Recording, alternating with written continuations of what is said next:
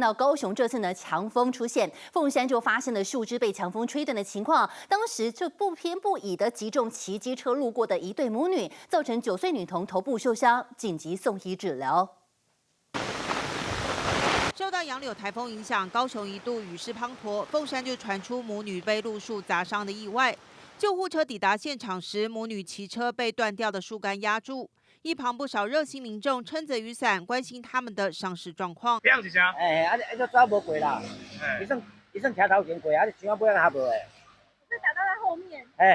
那我们可以看到被砸到了这一辆母子双载的机车呢，他们呢也是因此呢要去外出采买一些食材以及中午所吃的东西哦。那没想到呢，就在这个要返家的回程路上呢，没想到就刚好碰上这个路树砸下来的瞬间。国小门口的这棵小叶懒人树干断裂，砸中骑车经过的母女。当时35岁的妈妈潘姓女子载着9岁女儿经过被压伤。幸好只有手脚擦挫伤，意识清楚，送医治疗后没有大碍。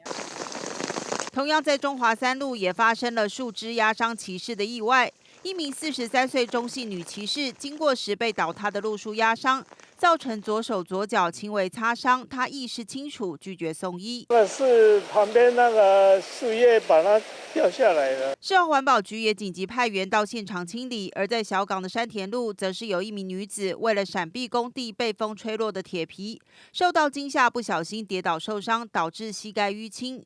她表示不需要就医，并不予追究相关责任。警方则是通知工地主任，加强工地应架物品的牢固，确保安全。记者综合报道。